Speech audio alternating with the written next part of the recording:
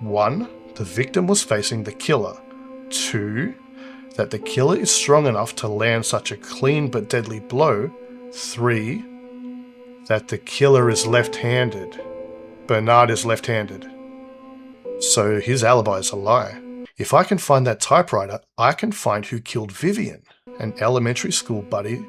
He didn't have friends in school, they all bullied him. Oh God, I thought he was the one. I was wrong, he's not the killer, he's not. Okay, rather quiet and unassuming room. What?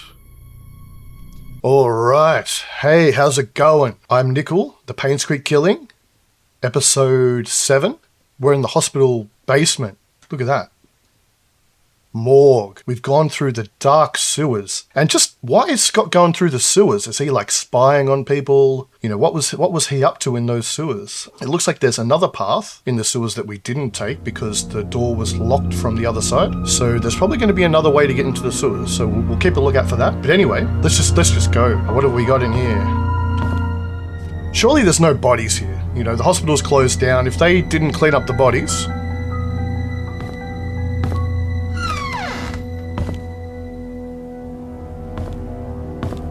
Morgue here.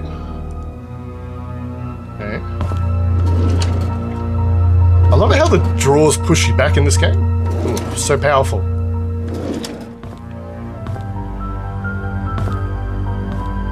These aren't openable. Or are they? No, they're not. Although, they haven't cleaned up all these documents, so probably... Oh! The private investigator stuff. So we found the room key in the mansion, but we found this down here. So Vivian, this was her hospital. So she would have had access down here, but she was dead. The doctor was dead.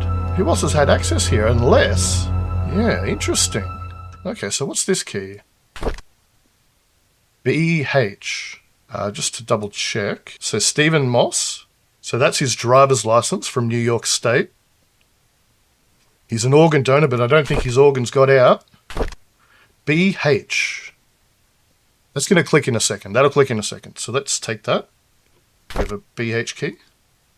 This is probably to the briefcase, you'd think. Looks like a briefcase key. Another journal. So the 16th of the 4th, 97, I called Dorothy last week. She told me something interesting about Sophia. There was a puzzle that she received from Matthew when she first started working at the mansion. Sort of a birthday gift for her. In that puzzle, Sophia was to visit both hers and Matthew's favourite locations in Painscreek. In each location lies a clue that Matthew had written on the wall of the building exterior. The clues, when put together, will point her to the location of her gift. So we did see playground. We saw written on one of the walls is playground. So Father Matthew's a man of God. I'm not sure why he's tagging buildings up. I thought that was a neat idea. Moss thought that graffiti was a neat idea. Sophia's favourite places. Anne's courtyard, inn and suites. So that's the thing that says playground. Bridge. Over the stream by the gate entrance. So we haven't seen anything written down there, but we didn't really look that good. Post office. The one thing that's not mentioned here is there's some writing on the church, but we've already used that to get into a lockbox. And 3, the post office. Why would someone like the post office?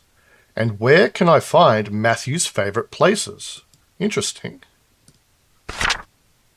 20th of the 4th, 97, I received an anonymous message this morning. It claimed that Scott wasn't Vivian's killer. Unfortunately, that's all I got. I've had my doubts whether Scott really killed Vivian. He sure had the motive, but upon reading all his diaries and looking through his investigation notes, I can't help but think Scott didn't kill Vivian. On the contrary, he was trying to find out who killed Vivian, as well as what really happened to Andrew Reed and Dr. Johnson. So... I wonder if whoever killed them killed Scott too, because we know that Scott's dead. 26th of the 4th, 97. I still don't know if this anonymous person is a man or a woman, but they've helped solidify my thoughts on Scott.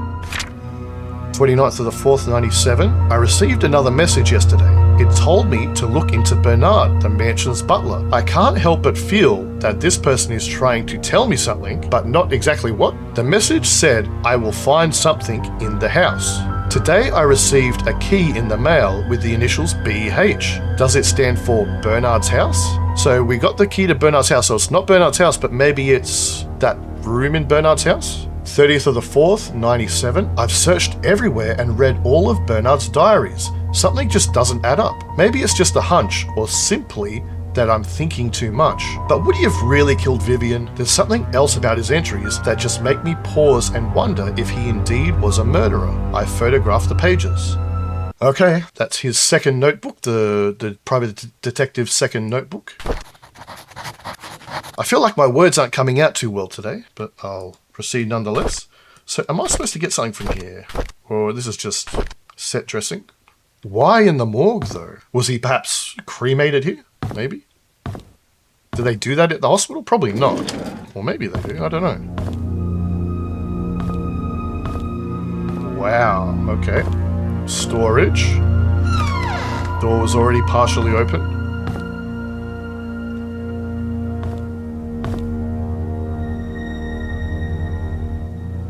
Power's off, right? Yep. So, we have a hammer now.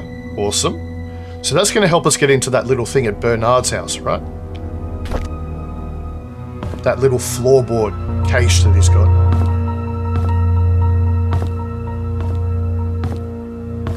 Alright. Electrical room. So we're going to reset the power, and that means we'll be able to finally get into the doctor's office and see what's in there. Overall, I'm really appreciating the way that the game has staggered out the clues. We have gotten a little stuck a couple of times, but the way that the clues have been staggered out has been interesting. For instance, we know nothing about Oliver yet, the photographer. We've got this little second thing to learn about the doctor. Okay, let's do it. Let's turn the power on. Oh, that was a creepy sound. We have power. All right.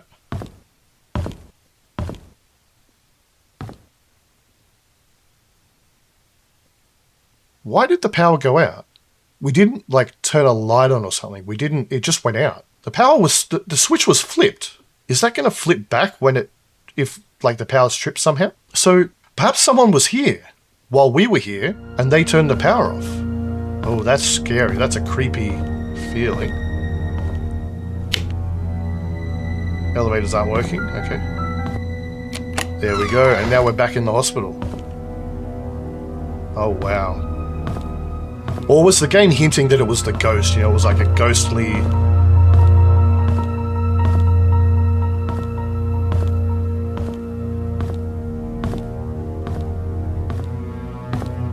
Imagine if there was just suddenly someone, you know, like, in the game. We haven't seen another person throughout the whole thing. I doubted that the game would go to the effort to animate people. Okay, here we go.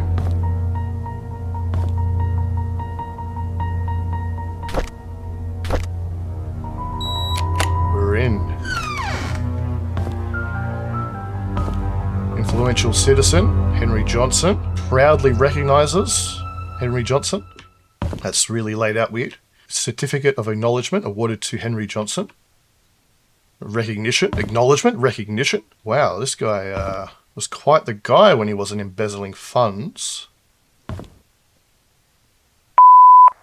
Henry, I just received a letter from the NMB investigation firm regarding the use of the RRF funds. I need you to call me. Ooh. Henry, we really need to talk. Please call back.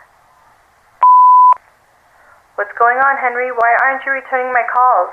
This is really important. So was he avoiding her, or had they already gotten to him?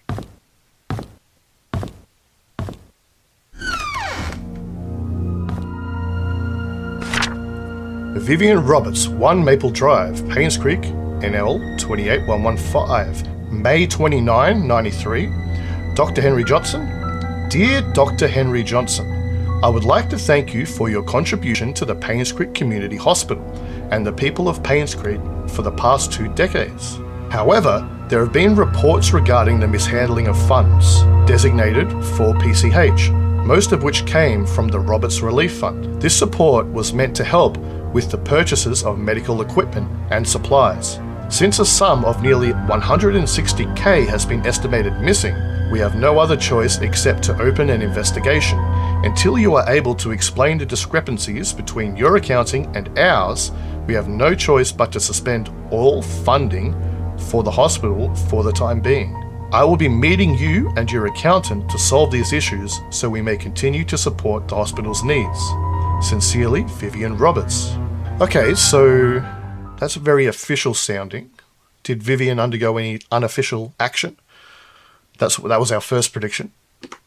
Alright, content recorded. Is that a file? No, it's not a file.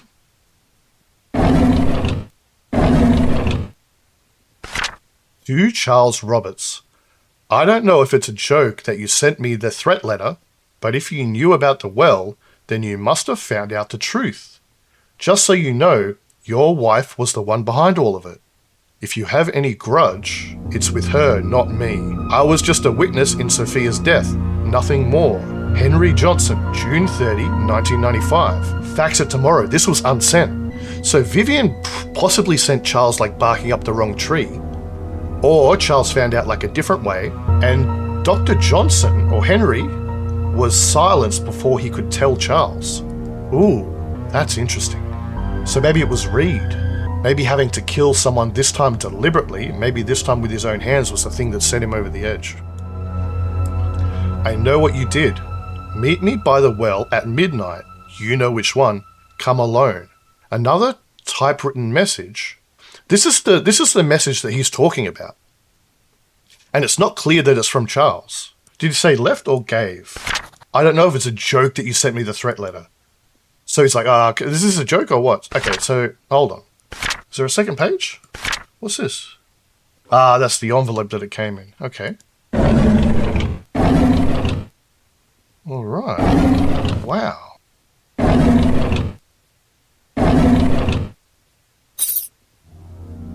$203. So that's probably referring to Anne's Courtyard and Inn. Was there something locked in there in 203? Oh, no, this could be a hospital room. This is probably a hospital room. Yeah. So that might be Trisha's room.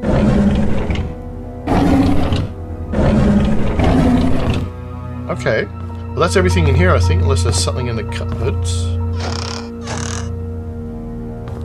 So there's a book.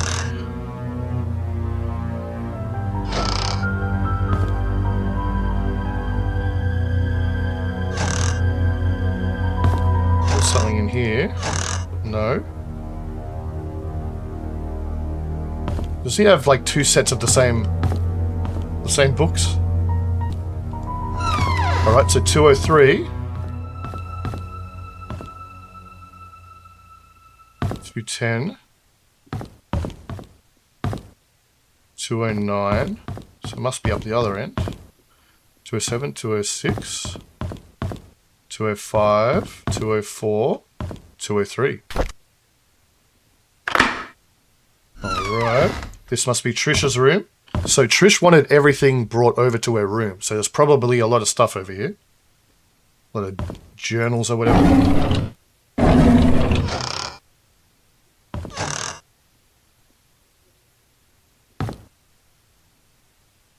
VHS tapes. Happily Ever After.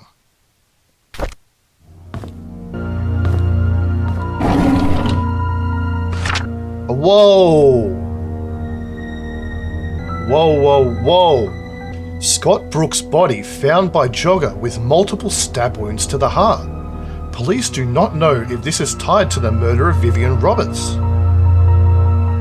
Scott's body was found behind a bush on Maple Drive. The police are currently investigating the case, so we'll make a mental note of that, behind a bush on Maple Drive. Scott Brooks, a star suspect in the Vivian Roberts case, was found dead yesterday. His body was found on the roadside along Maple Drive. At around 6:50 a.m, a jogger happened to find a body lying motionless behind a bush on the side of the road. He stopped to check if the person needed help, only to notice that the body was covered in blood. He immediately called 911. The police arrived shortly at around 7 a.m. and the victim was declared dead. The estimated time of death was predicted to have happened 4 to 6 hours prior. putting the incident to have occurred at around 1 to 3 a.m. Okay, so it's giving us times again. So at some point, we're probably going to have to do a very close forensic analysis of the timeline. Questions have been raised in regards to the murder of Vivian Roberts, of which Scott Brooks was the key suspect of. He had been released from prison due to insufficient and continued page 5. Probably need a better editor at the Painscreek Herald. There's a few awkward sentences. Okay, so number 1, Scott Brooks was murdered before Trisha died. And Trisha's death might have been like a Romeo and Juliet type thing. She might have been so distressed that... So Trisha knew that Scott had died while she was in hospital. And the other thing is just Scott was murdered. The most likely thing was that he was looking into the murder and it's like to shut him up. But it also could be like a reprisal thing. Someone say Bernard or Charles felt like justice hadn't been done and was sure that Scott did it. This could be like a senseless reprisal. And the game's pretty clearly signaling to us that Scott isn't the person at the moment, which might be a misdirect, but maybe not. Wow. Looks like a room key. So that might be the guest bedroom maybe at the mansion. Or maybe it looks like a mansion key. Let's read her journal. July 27, 95. Yesterday on hearing that Scott was apprehended for the murder of her mother, Trisha collapsed. This isn't Trisha's room. Well, this isn't Trisha's journal.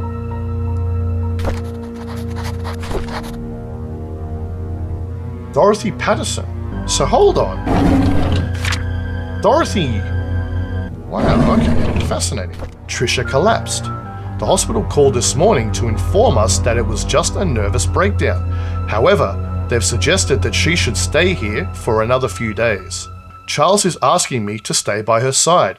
So maybe this is Trisha's room, but Dorothy's journal was just left here. She was writing in the downtime, maybe. I did think that we got the Dorothy story achievement last episode, but maybe I'm wrong. And I figured that achievement was like you've read all of their journals, but maybe not. Anyway, August 3, 95. It rained today. Trisha has always hated the rain. She stayed in bed, tucked under the blanket, nearly the entire day. Here and there she mutters Scott's name out loud. She's cried herself to sleep a few times. It pains me to see her like this. Okay, so this is Trisha's room. August 22, 95. Charles visits Trisha almost every day. Today he was quieter than usual. November. Okay. What day is it? Sorry, what year? What year? November 1795. So same year, much earlier. Okay, so way before the murder. Okay. August 22, 95. Charles visits Trisha almost every day. Today he was quieter than usual. All of a sudden he told me that Vivian had been seeing another man. Apparently a banker for more than a year. He asked me if Vivian ever talked to me about it. I said I didn't know anything, but was sure that Vivian would never have done such a thing. Then I realized that Trisha was awake. I'm not sure if she heard our conversation. Oh God. So if this is true, Vivian, what are you doing with your life? Like, dear Lord. And Trisha hearing, oh my God, that's even worse. She's just had a nervous breakdown and now she's hearing this. September 8, 95. Sheriff Howard came today. He asked me if I remember seeing anything suspicious the night Vivian died. I've already told him everything I know. It's frustrating to be asked over and over about things that I just want to forget. Before he left, I asked if Scott could really be the killer. He said he's wondering the same thing. If Scott was not the killer, then who killed Vivian? September 16, 95. Derek came by to see Trisha. I asked him how he was doing. He said that the medical expenses for Wanda were more than he expected. Even with Charles' help, he's been forced to use up most of his savings. He's currently searching for a second job. He asked me if there was a future for him. Traveling with Charles made him see some of the rather ugly sides of the world. His mother is hospitalized with terminal cancer, and seeing his best friend, Trisha, like this pains him. I didn't know what to tell him. Before he left, he leaned close to her and whispered, "Would it have been better if Scott just never showed up? Would you have chosen me? I wish that I never heard that. Ooh, did Derek do it maybe?" The hint, yeah, so September, so he was killed in November. So they're hinting that maybe Derek did it. Wow. But Derek, that's not the time to put that on her, you know? Oh, is that on the ground? Is that Trisha on the ground? Did Trisha jump from the roof? It couldn't have been Fiona, right? So it's Trish. That's probably Trisha's body. Oh, wow. It's all adding up. Like all the loose ends are connecting now. So Vivian's seeing someone else? Trisha's jumped from the hospital, likely? Okay. And so if there's a ghost here, is the ghost Trisha rather than Fiona? The ghost does seem to be linked to the hospital.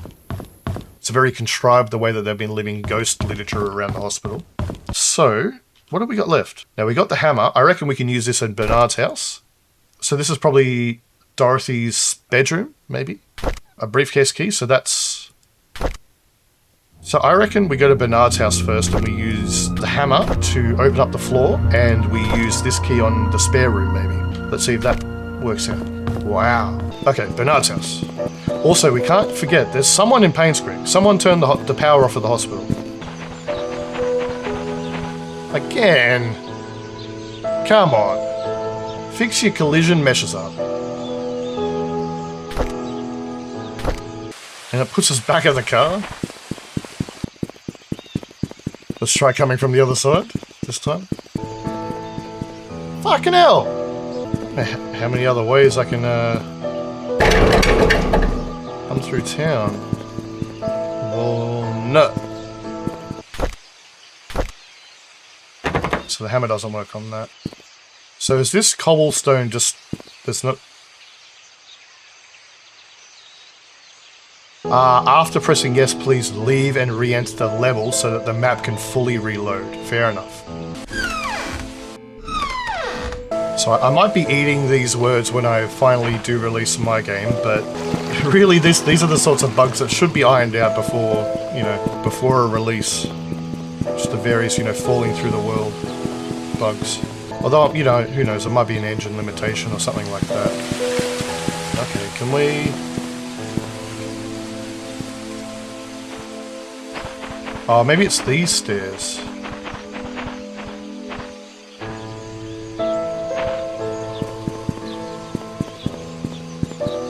Okay. First things first, I want to know what's in the hidey hole there.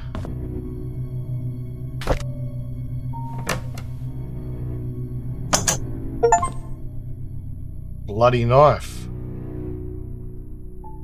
So the only person we know that's been stabbed so far is Scott. So that makes Bernard the likely killer there. So pick up. Should I be serrated blade? There's dried bloodstains on it. Who just said? The private detective just said that Bernard doesn't seem like a killer. Wow, okay, so he does sort of seem like a killer now. Okay. Bedroom.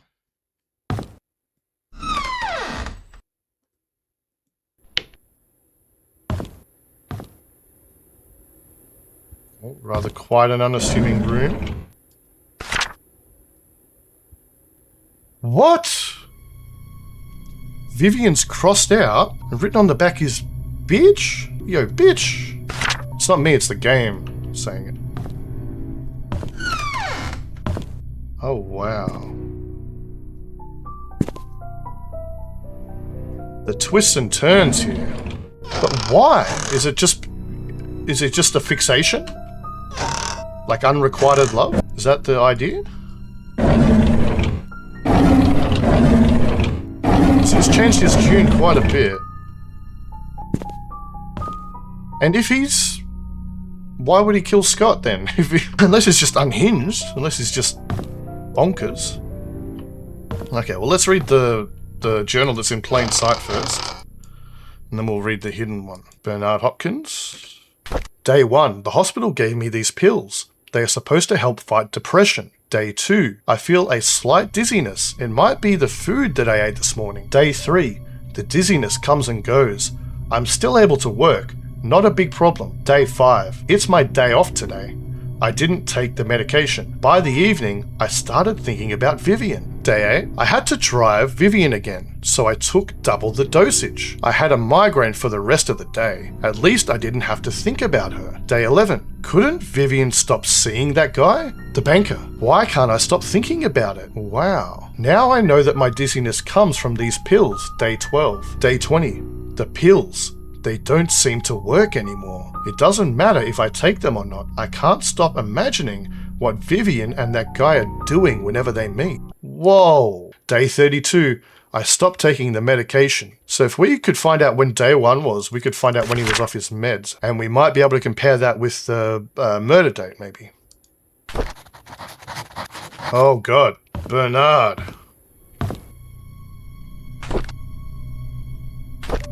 January 12, 1995. I drove Vivian today since Derek is out of town with Charles. As I was driving, we talked.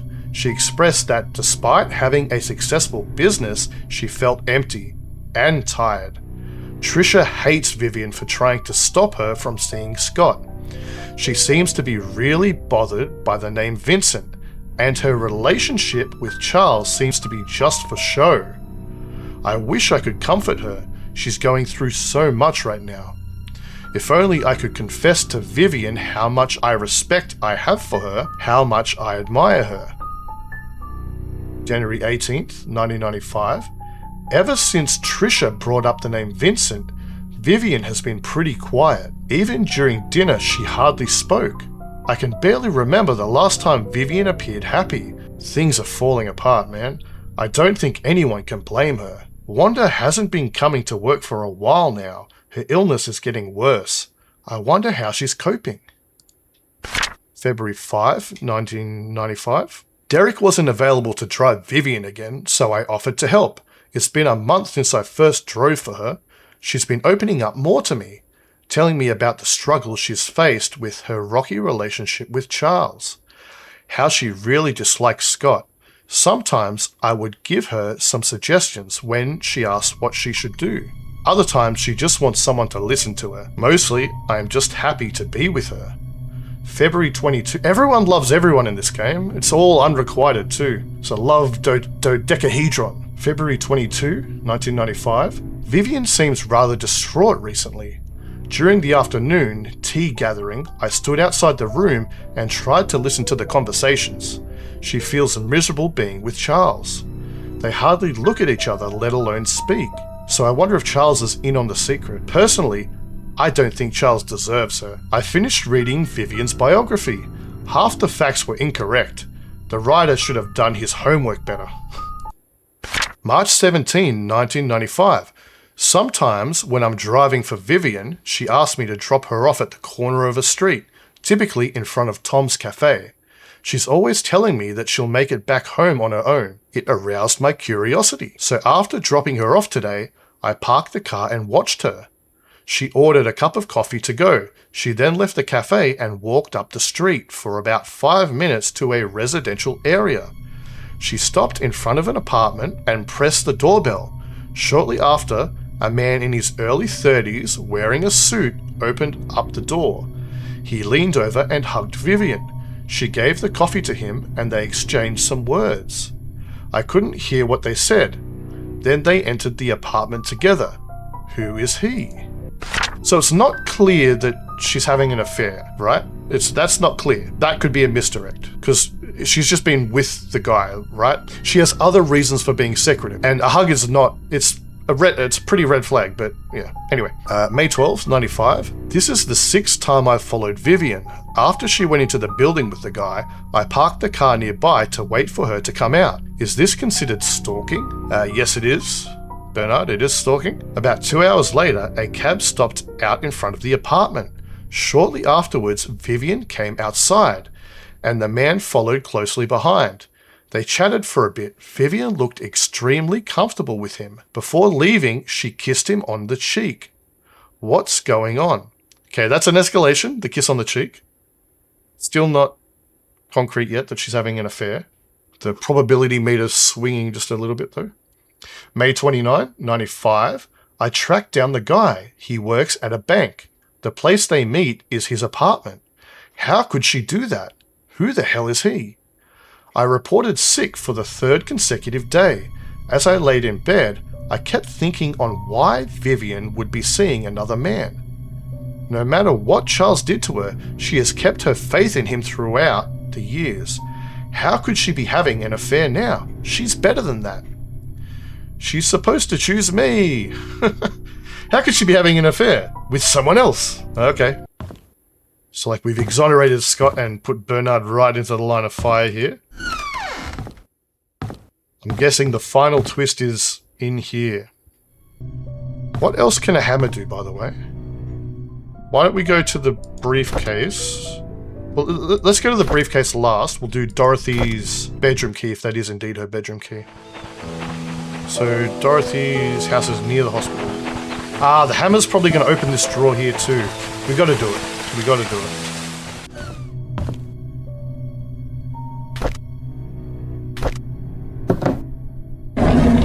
Here we go. June 17, 1981. Okay, so this is new, this time period, right? This is way after Sophia's arc, but way before the murder. So let's see what happens here. Reply, psychiatric evaluation on Derek Tyler. Dear Miss Wanda Tyler, after almost 5 months of sessions, your son Derek Tyler is now much better. We are still unable to get him to talk much, but he has chosen to express his thoughts and feelings through written text, which is a breakthrough for him. During his last session, however, he wrote the following. Dad was standing in the middle of the road. He was waving to me. Mum was crying and her tears dripped onto my face. I woke up. Kitty was purring and licking my face. I think she wanted to go out. Mum doesn't like me to make noise when it's late at night. Says it will wake everyone up. So I was very quiet when I opened the back door. Kitty flew away.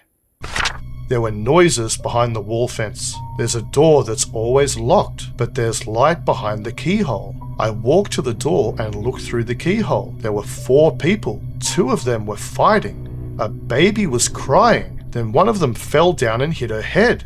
She stopped moving. Her eyes were open. I wet my pants because she was looking at me.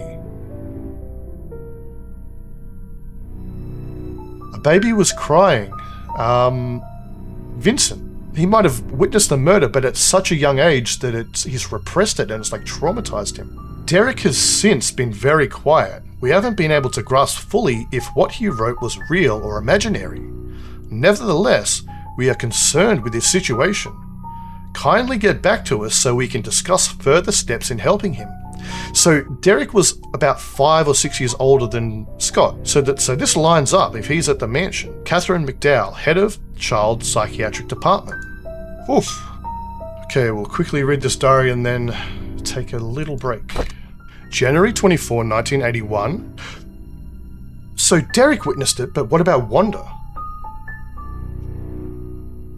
January 24, 1981, the school called. The principal told me that the kids have been calling Derek names and saying that he's a bastard child. I know that Derek wants to know where his father is. Hold on, whoa. There were 4 people. Okay, so that adds up. So I was thinking, was there an extra person? There's 4 people. Okay.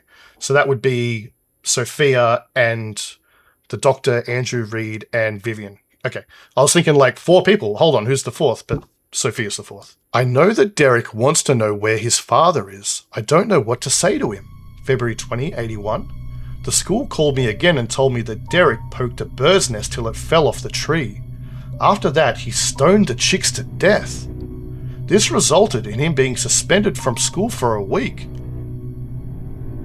The principal asked if Derek had suffered any kind of trauma that would cause him to act like this. I could not tell him that Derek witnessed Sophia being killed. He was only 5 when that happened, so Wanda knew about this. But Wanda didn't like Sophia, remember? Wanda was jealous of her. May 11, 1981, Derek stopped going to school. He told me school isn't for him. I should not have asked him to keep quiet about Sophia's death. He must have been bottling up his emotions all these years. Maybe it's time I start homeschooling him. Oh, wow. Okay. Dorothy's house now. But first I'm going to save and quit. So that's pretty messed up of Wanda to not mention anything about Sophia's death. But was she, like, bought off with this bag, maybe? Like, things like that? Was she bought off by Vivian? Possibly. So, we have 2 keys. We have the briefcase key, which we'll do last. And we have Dorothy's bedroom key. And this actually has a 0526. Is that a pin or is that a date?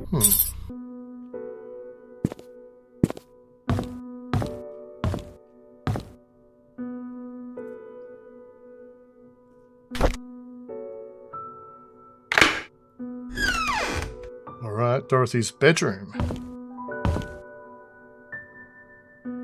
Sophia, this is what the pin's for.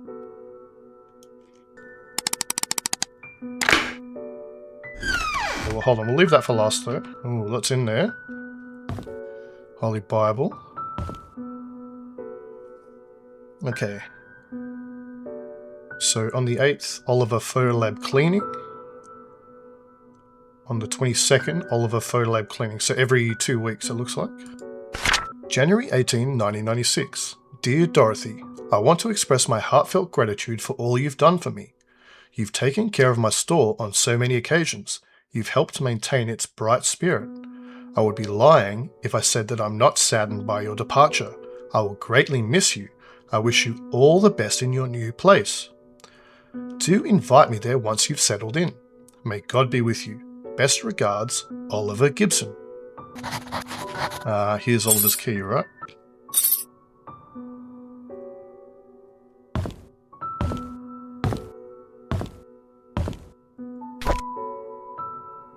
A pendant of Mother Mary.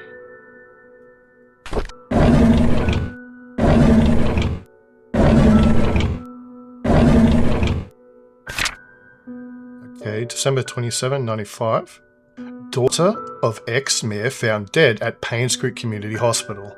So she did jump. Trisha Roberts falls 40 feet from rooftop, lands on head and dies. The hospital is now checking to see why the roof door was not locked. Investigation is still pending regarding Trisha's death.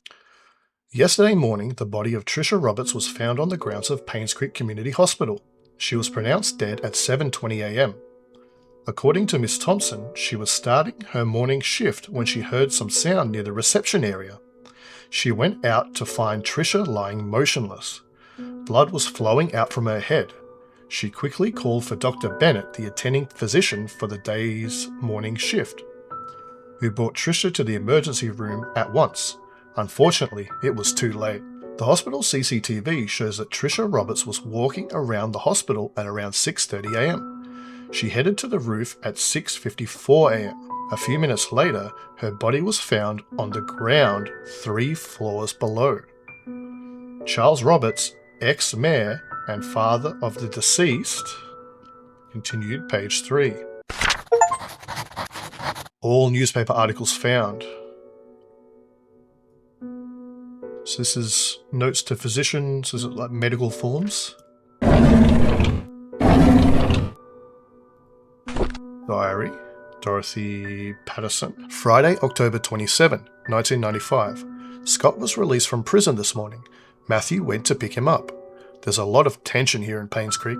Most people think of Scott as a murderer. Charles tried to stop Trisha from seeing Scott, but it's no use. She was already waiting for him at the cabin. Monday, November 6, 95. Charles is drinking again. He couldn't stop Trisha from trying to see Scott. Yet Scott seems to be avoiding her. Trisha should not have been discharged from the hospital at this point. She still needs help and rehabilitation.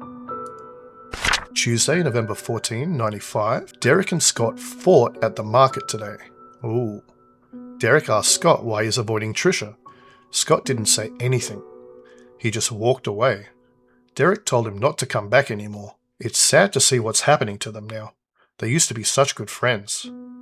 Thursday, November 16th, 95. Oh my god, Scott was killed?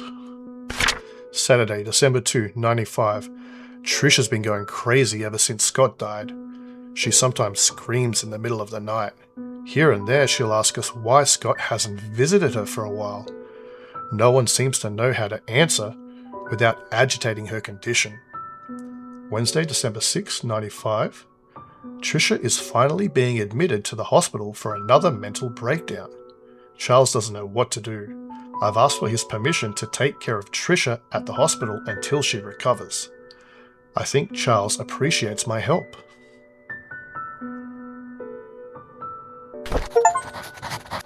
Dorothy Patterson's story.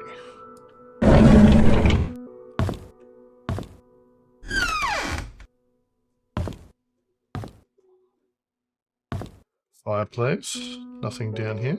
Alright. Let's have a look now. March 8, 1975. Dear Sophia, how have you been? I hope everyone is treating you well at the mansion. It's been 6 months since my missionary work started here in Indonesia. Life here is hard but meaningful.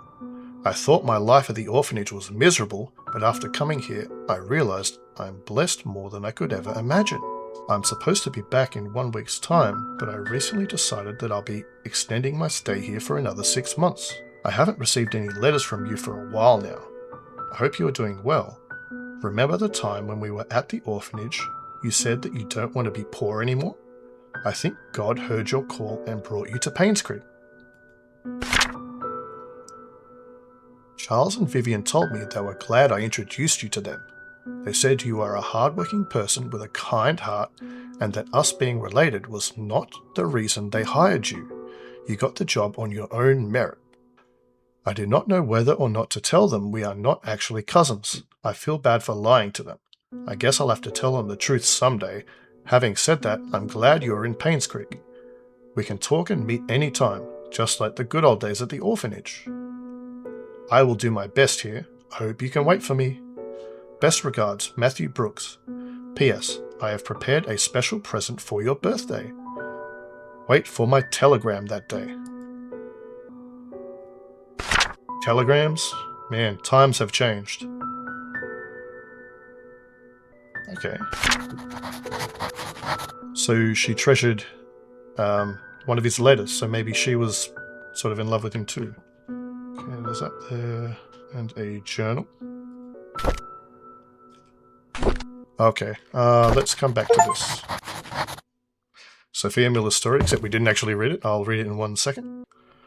Alright, we're about to read a journal. Sophia's story. August 30, 1974. I know some people don't like me. Wanda always picks on me and Bernard ignores me most of the time. Andrew. Well, he's okay as long as I'm not in his garden. Dorothy cares a lot for me though. I like her. Tom, our security guard, treats me with respect, even though I'm just a housemaid. Vivian and Charles are kind to me. Oh, Matthew too. I almost forgot about him. He's been taking care of me forever, certainly as long as I can remember. I'm a lucky girl. October 20, 1974. Matthew talks to me whenever he has time. Sometimes I feel he's trying to escape his chores at the church. We'll talk about everything under the sun, our hopes, dreams, futures. It reminds me of our days at the orphanage. December 29, 1974. Landing a job here as a maid was the best thing that could have happened to me. However, I never imagined I would be having an affair with a married man, let alone my employer. Now I'm carrying his child. How do I face Matthew? So she's like avoiding Matthew now. March 15th, 1975.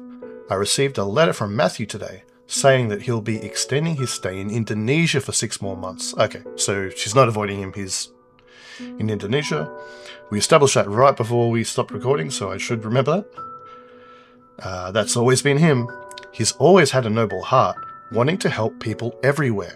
I miss him, but I'm glad he decided to extend his stay there. It gives me time to prepare how I'll explain my situation to him. I don't know how he'll take it if he just hears the truth blurted out once he gets back. March 18, 1975. I received a telegram this morning from Matthew wishing me a happy birthday. He told me he had a special birthday present prepared for me. All I need to do is find the clues that he placed in our favourite places. He's waiting for my telegram after I've solved the puzzle. I've actually solved it already, but I don't know what to say to him.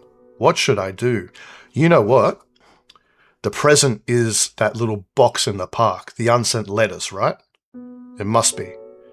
And it's got the ring and everything. June 1, 1975. So by that time, by the time that Matthew's feelings have come to the forefront, it's already too late. She's already gone. With Charles, that is. June 1, 1975. My baby was born today at 8:20 a.m. and it's a boy. He looks just like Charles. Dorothy's taking good care of us. She prepares the food and attends to my needs. I almost feel like I'm her boss. Charles visits me all the time, asking if we need anything else. I told him he didn't have to come so often, and to instead focus on his work. As a mayor, he must have a lot on his mind. June 16, 1975.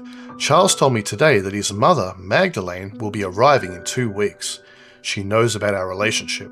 I feel nervous because she's a strict woman. At the same time, I'm happy because she told Charles to take responsibility for me and my son.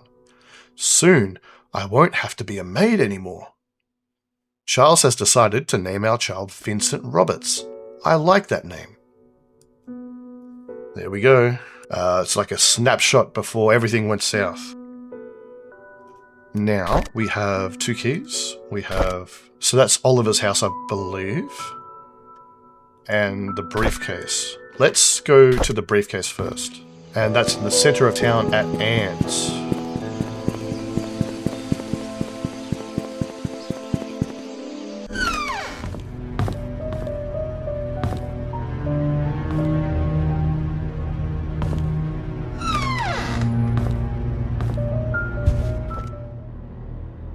Briefcase open. Oh, you jerk. That's the dart puzzle. No wonder I couldn't solve it. The code for Charles' safe in the gallery is Vincent's birthday. How could I not have thought about that? Call Sheriff James, check his file. 7741. So that might be the code to the sheriff's cabinet, maybe? Because we know that the safe code is 6 digits. Alright. Andrew Reed, autopsy report. Now, we wondered whether Father Matthew killed Andrew Reed. So let's see. Smith, Sean Michael. From the anatomic findings and pertinent history, I ascribed the death to 3rd-degree burns, pneumothorax. 44-year-old white male with burns, found at home, pronounced dead at the scene.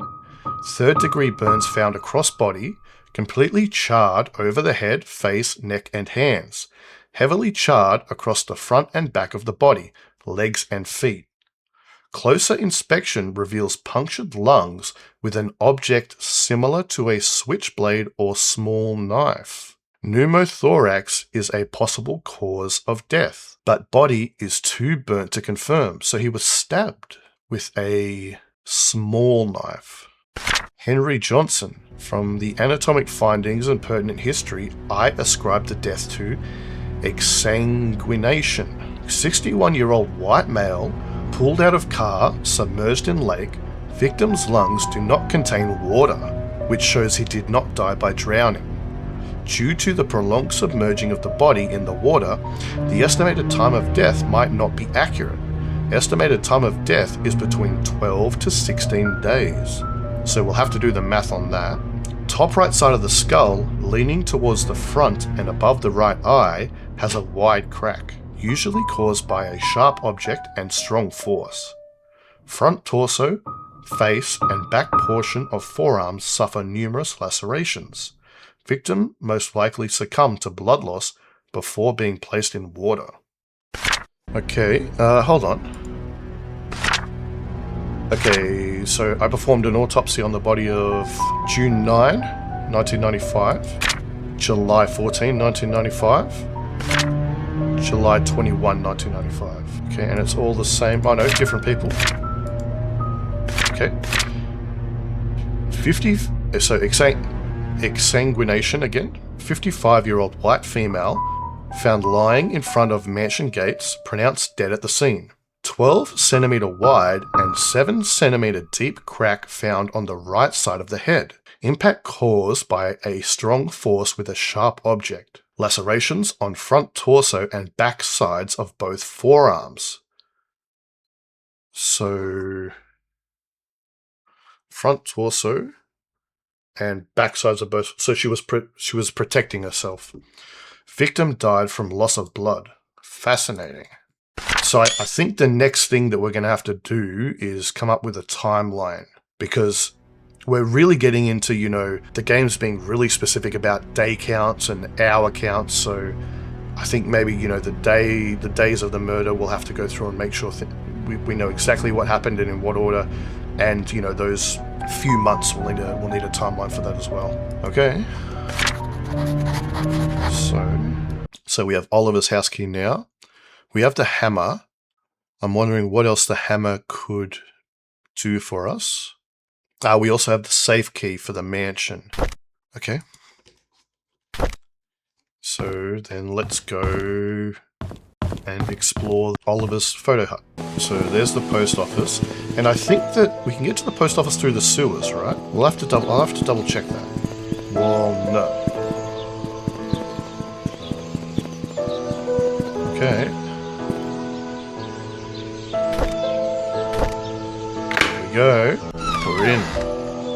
Now, what are we going to find out about Oliver? What kind of a man is he?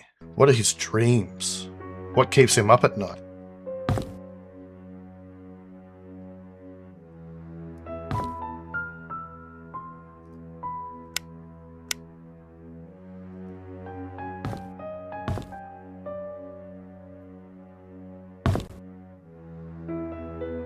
It's like a bit more of a painter than a...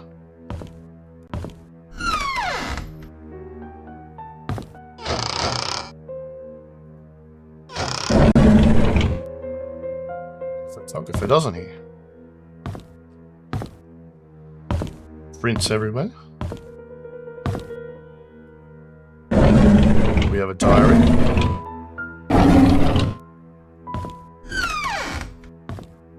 We have a seat. He's left it up. No drugs.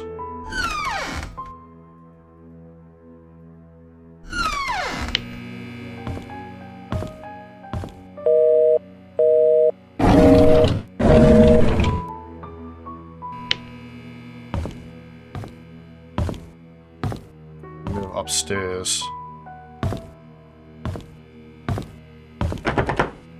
It's locked, it looks like. Do we still have his key? No, we don't. Okay. Alright, let's start with the letter. Office of Church Haven, 59 Elm Street, Old Jersey, SY 28871, July 17, 1995. Dear Mr. Oliver Gibson, we regret to hear that Father Matthew will not be joining any part of the annual religious gathering event from July 18th till the 23rd in South York. We received Father Matthew's memo yesterday stating that he was not feeling well. I assume he has also informed you about this last-minute change. Please send him our regards. We wish him a swift recovery so he may serve the people of Painscreek soon. Sincerely, Reverend Todd McDermott. Okay, so he was ill, or purporting to be ill, between the 18th and the 23rd. Journal time. January 3, 1996. We just attended Trisha's funeral this morning.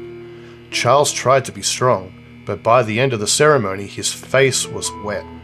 Dorothy cried her heart out. It truly pains the soul to witness so many deaths occurring here in Painscreek. Every one of those deaths was of a person I knew, and some were very close to me. Among them, Vivian's death shocked me the most. Despite what the media said, I will not, for even a moment, believe that Scott killed her. It just doesn't make sense to me. Trisha's death hurt the most, probably because I spent the last few years mentoring her. She was smart, kind, and very talented. She was turning into a very promising young woman. With her passing, Charles has lost all his family members. He's all alone. I can't imagine the pain he is going through. August 14, 96. Dorothy left Painscreek early February, a month after Trisha's funeral. The hospital closed shortly after. By the end of the month, Charles had packed and departed Painscreek for good. Wanda passed away on March 12, 96. Her cancer had spread too far and too deep. The doctors could not save her. 2 weeks after her funeral, Derek moved out of Painscreek. Autumn is approaching. My photography store will be closing by the end of this month. I have many things to say, but there's no one left to confide in. Anyways, I've been thinking about retiring for quite a while now. Maybe the time has come. Ah, Oliver's story. Okay. I thought there might be more.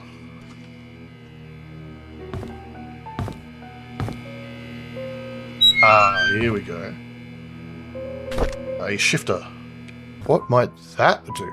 Interesting. Ah, the bolt. So this might open up some trains, maybe. It's locked. And we can't unlock it. Okay. Wow, okay. I must admit, I was expecting a bit more here. Unless we're missing something, which is entirely likely. The lights are loud as hell in this town.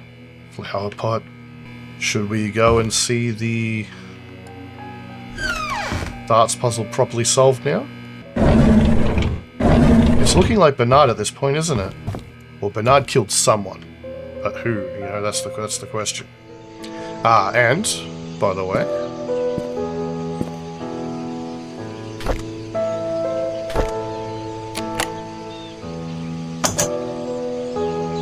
nothing in there? Let's look at those first. We'll try and, hunt through all these first. Nothing in there. So I know there's one up this way. Nothing in there.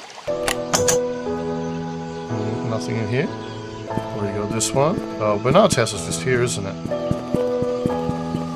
Hold on. No, it's not. Train near the farmer's market. Nope. So one along here. Yeah. Nope. Okay, towards the church maybe. We still don't have a digging tool yet.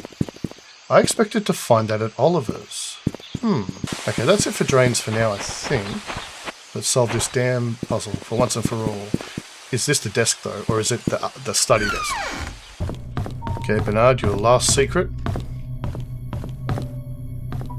So we do have a bullseye. I'm going to write this down. Triple 20. So this is the same board, but this just tells us where the last dart was. So that little hole on the 6 was a misdirect. Bullseye 60.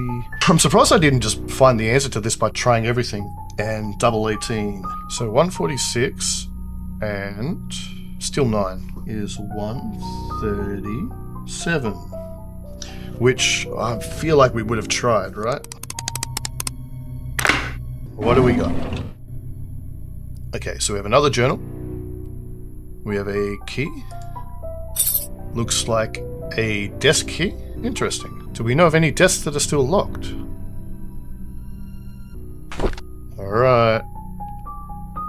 July 21, 95. When the police reported that Vivian was murdered, I was floored. I still don't know what to do. My mind is blank. All I can think is, how did it happen? How can Vivian be dead? July 23, 95. Everyone's mourning about Vivian's death. People are coming or calling in to express their condolences. Charles hasn't been out of his room for days, and Trisha's crying her heart out. Dorothy has been assigning busy work to all the mansion employees, hoping that it would take their minds off of Vivian's death. Samuel, our security guard, has been reviewing all the tapes of the past 2 weeks for any suspicious activities. I wish I could be of any help. July 27, 95. Scott was just apprehended for the murder of Vivian. Is that true? No one would have thought of that. I could never ever believe that Scott would be capable of killing someone, let alone Vivian. Yet it makes me so mad. I feel confused. September 29, 95. Trisha was admitted to the hospital today. She had a nervous breakdown after finding out that Scott could be her mother's killer. Her condition has been getting worse over the past few weeks, and no one has been able to properly help her. Charles finally decided to seek help from the hospital. October 27, 95. Matthew never believed that his son killed Vivian. He hired some fancy lawyer to defend him. Scott's been released on bail today. It's beyond ridiculous. I don't think Scott should have been released at all, despite the insufficient evidence. He killed Vivian. I know that he's guilty. Everyone knows it. They should have gone ahead and prosecuted him. November 1, 95. The maids were cleaning the mansion when they found some stuff belonging to Vivian, a key and some stationery. I asked Charles what he'd like to do with them, but he told me to take care of it myself. I brought them back to my place. November 4, 95. Vivian's death has caused lots of grief to everyone, especially Charles. After hearing how heartbroken Charles was 2 nights ago, I can't bear to see him suffer anymore. Scott should pay for what he did. So, Bernard killed Scott? That's what the bloody knife was used for. Okay, so we have Bernard Hopkins' story. That's Bernard done. So I think we have the pin to the sheriff's cabinet, and we have a key to Vivian's desk, which Bernard was holding on to. We also have Vincent's birthday to be inputted into the safe. Alright, wow. As we're approaching the end of the game, I'm starting to wonder if there's going to be a big misdirect at the end. And if I'm observant, I can avoid the misdirect. Because it definitely feels like the game is telling you something on the surface, but it's also dropping these, dates and times for the actual detective work to be done. So I'm wondering if the game is going to spoon feed me the answer, or if it's going to spoon feed me a red herring. And I also need to figure out what to take a picture of, because I need a picture for my newspaper article. We'll keep looking for drains as well. Well, let's do the sheriff's cabinet first if we can. That pin might not open the sheriff's cabinet, by the way. It's pretty weird that the private detective would have that pin, We'll have to account for everything after this episode, because there's still a few loose ends that I've got in my mind as well. So let's, we still have the chess puzzle too. 7741. Okay, yeah, that's a lot of the pins and stuff are not really found in a clever way. It's like, why does the detective have that, the pin? Anyway. May 13, 97. To Sheriff Howard, the crack in Vivian Roberts' skull shows that the weapon used is an object with the heavy and sharp end. Something like an axe would fit the description. To cause a crack that big, the attacker must be rather strong. I'm assuming it's either a man or a strong woman who is experienced in the use of the weapon. The victim must have been facing the attacker because of the lacerations found on the front of her torso, as well as the back side of both forearms, showing that she tried to block the attacks by holding up her arms. The fatal strike landed on the right side of the victim's head, just above her right eyebrows. This clarifies the following: that 1. The victim was facing the killer. 2. That the killer is strong enough to land such a clean but deadly blow. 3. That the killer is left-handed. Bernard is left-handed. But he professes to not, in his journal, professes to not knowing who killed her. But I guess, he expected stuff to be searched and he'd just be lying in his journal. Since the murder weapon, so this is all pointing towards Bernard. Since the murder weapon was never recovered and confirmed, my assumption of it being an axe still remains. Since this is me doing you a solid, do not, under any circumstances, leak this information or I'll be in big trouble. The guys here in Grand C don't want anyone more than necessary to know about these details. Hope the above information helps. Sean M. Smith. Don't leak the information, did you say?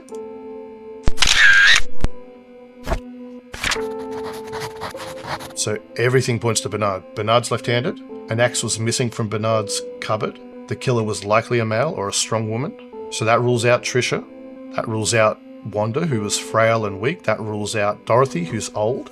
So it wasn't a woman. It could be Oliver out of left field. We have no evidence for Oliver yet. It could be Charles. It could be Bernard. Every clue here is pointing towards Bernard. The alibis. Vivian Roberts' murder case record of alibi. Interview record, recorded July 25, 95, interview to Charles Roberts. I wasn't here when my wife was killed. I left for New York on July 18th to attend a conference meeting that was supposed to last for 3 days. I was supposed to be back on the weekend.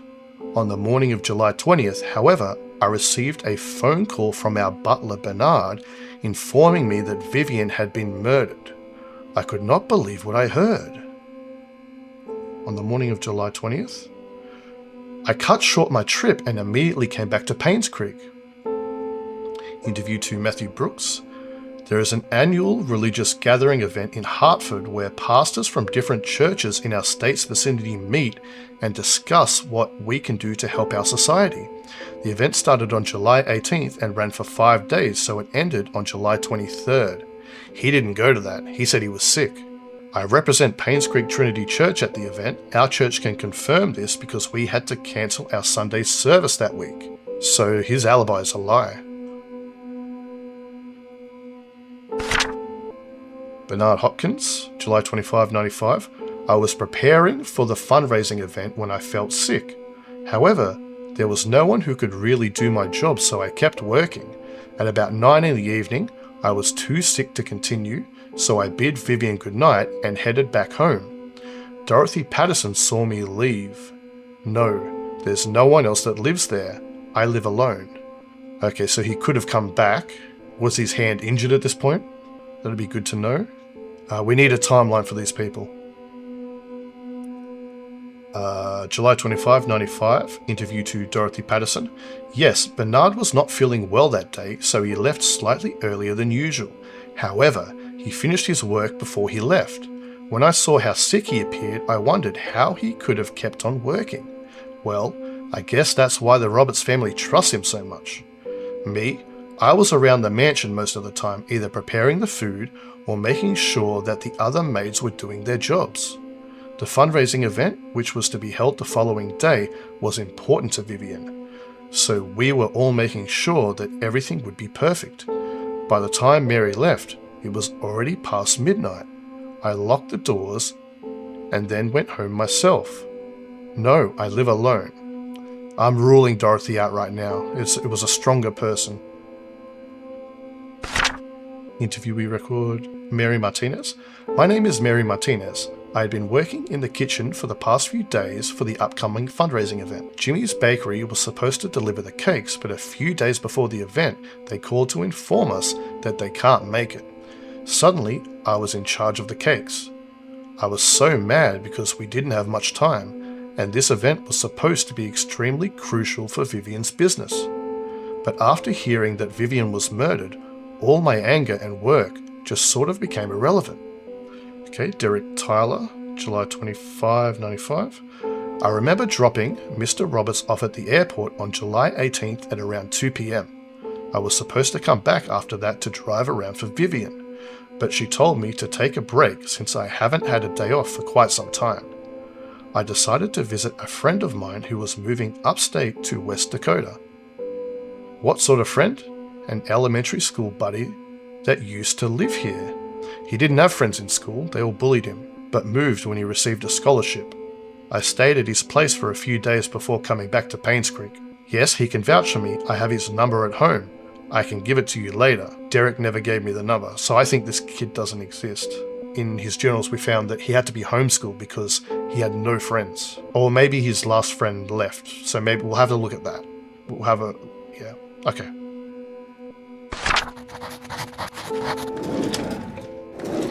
Empty. Okay.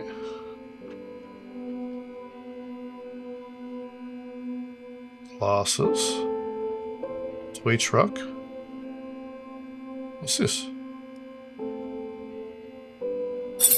A car key.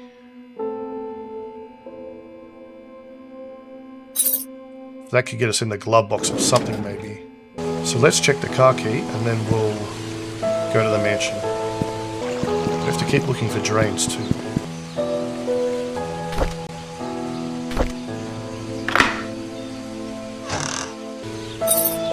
It's 201.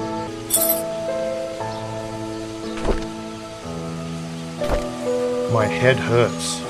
My tire's flat and the phone's not working. Is someone trying to stop me from leaving Painscreek? Am I close to discovering something? Oh God. I thought he was the one. I was wrong. He's not the killer. He's not. Bernard? He's the one who I think is the killer at the moment.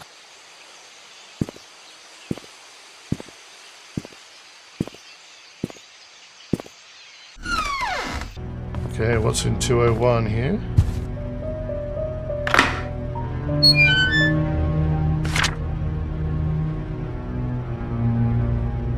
Okay. What's the button for? Is that in the mansion, maybe?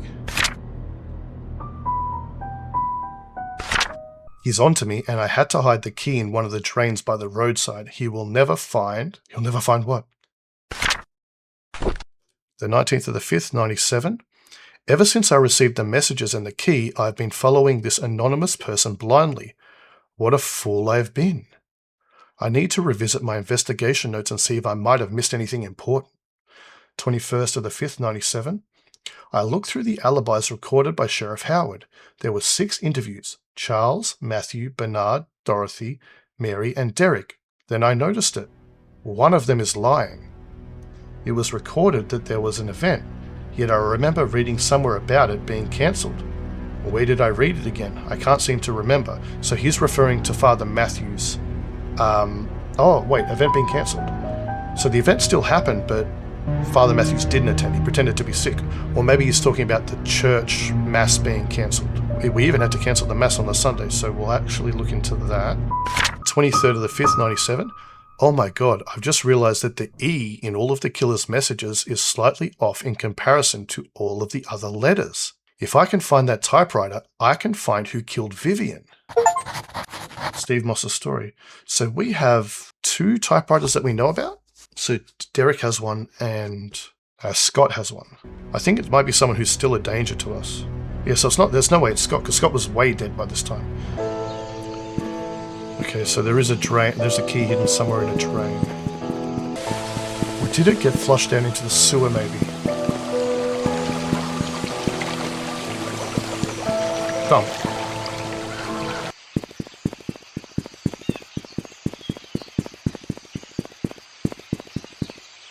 What the heck? Ah. You with a 19th century design. All keys found. So it looks like we're making a little detour to the cemetery. Oh. Never mind. I think the button, the lamp button, is going to be in here. So let's go to the mansion first. So we have Vivian's desk and the safe downstairs. And the chess puzzle here. Yikes. So we initially suspected that this might be his mother's birthday. It turns out it's his son's birthday. Okay, how do we do this? My Cura file takes so long to open. Okay, so July 4, 1975. So that's the day he went to the orphanage. Not necessarily the day he was born. So can we find a better date in Sophia's journals? Okay, so 8 months into her pregnancy on April 6. June 1, 1975.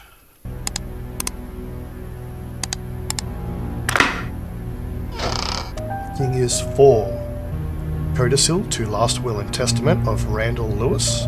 I, Charles Roberts, of this address, being of sound mind, declare this codicil to my last will and testament, dated July 1, 1975, effective as of today, June 21, 1975. Article 6b of my will shall be modified to read: should a boy be born in the Roberts family that is of a direct lineage to Charles Roberts, if he is the eldest son and no others contest, he shall inherit all of the family's fortune upon Charles Roberts' passing. The sole condition to this is that the son must be at least 25 years of age. Item 2, Article 6A of my will shall be stricken in its entirety. The firstborn child of the Roberts family shall inherit 50% of all the family's fortune should Charles Roberts pass away. Article 11 shall be added to my will and shall read, Vincent Roberts, born of Charles Roberts and Sophia Miller of June 1, 1975, shall be officially acknowledged as a family member of the Roberts family effective July 1, 1975. Okay, so he's made, he's given everything to Vincent. So we have a journal. July 31, 1995. I cannot believe that Scott killed my wife. It's being spewed all over the media. How? Why? He loves Trisha and I treated him like my own son. It doesn't make any sense. So not acknowledging here that he is his son, so he probably doesn't know at this point. August 13, 95. I visited Scott today. I asked him why he would kill Vivian. He did not answer, but simply looked down on the floor. I wanted an answer so desperately that I nearly rattled his neck. Does he even feel any guilt or remorse for what he's done? How could he not say anything? October 22, 1995. I visited Scott again today, knowing that he will be released soon. There just wasn't enough evidence to pin him. He looked thinner than before, but I didn't care. I wanted to know why he killed Vivian. When I asked, he stared at me. I was so angry that I yelled at him. I was about to leave when out of nowhere he said, I pity the ignorant. What the hell does that mean? November 2, 1995. I got drunk last night at the inn. Scott is now a free man. I think I babbled about how much I despise Scott and what I would do to have someone get rid of him. Did I really say that? How did I get home anyways? Oh, right.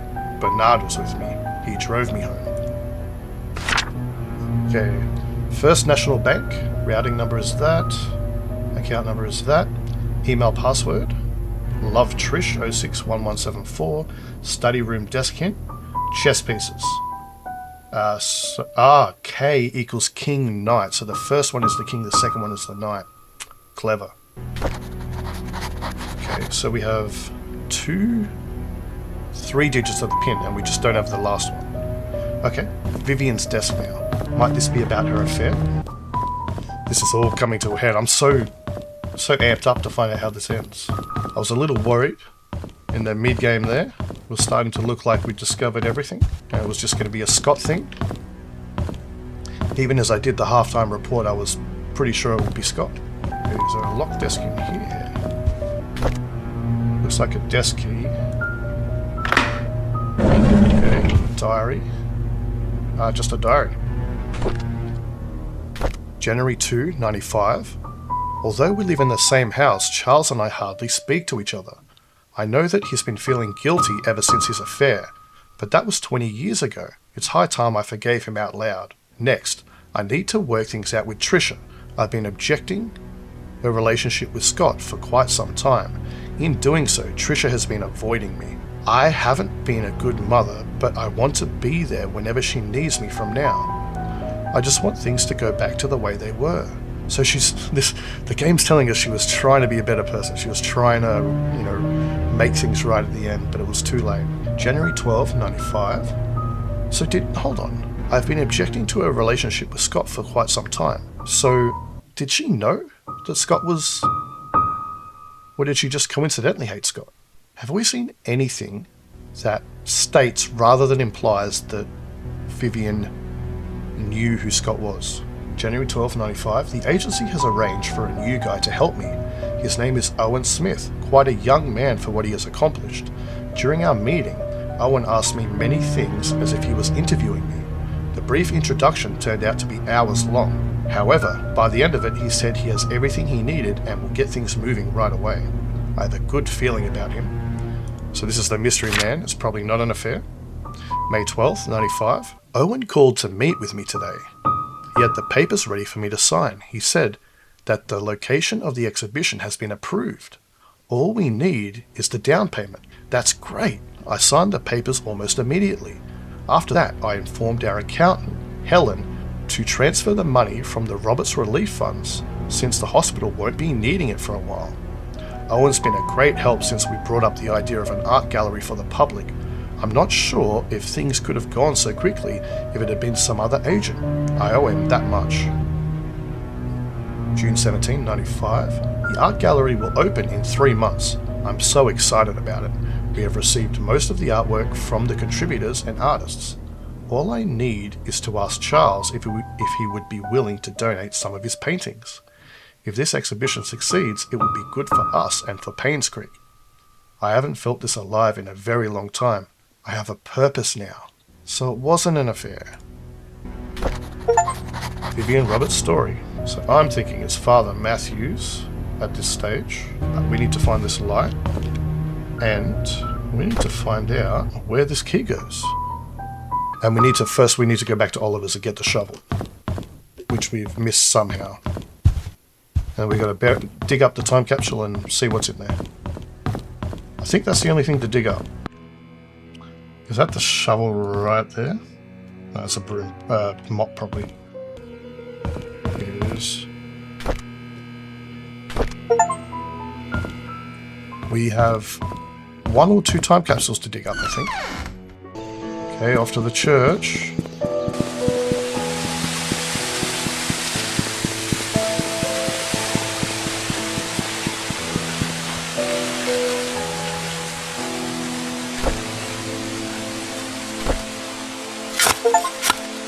Best friends forever.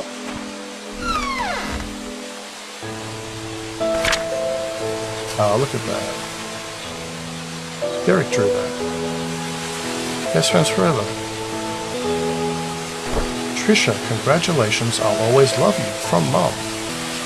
The last piece.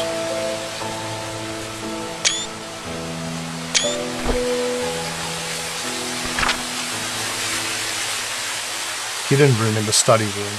Underground secret passage. Secret room above Father's room. Future Detective Scott. Future's misspelled. Okay, so we didn't... Yeah.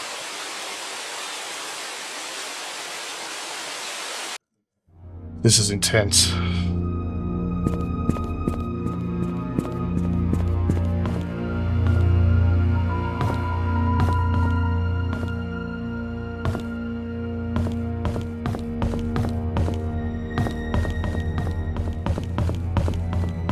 Okay.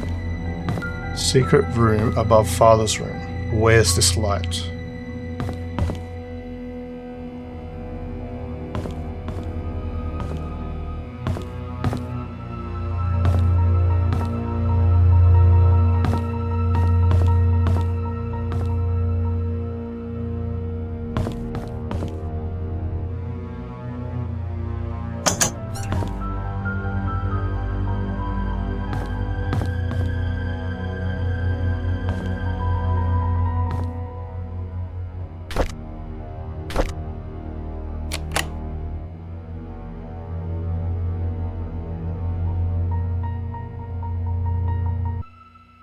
Okay, we have 2 things left. We have whatever this key here does.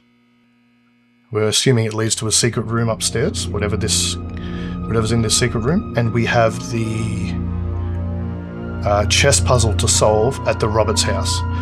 After that, we are going to come up with our suspect list and figure out properly who's the killer.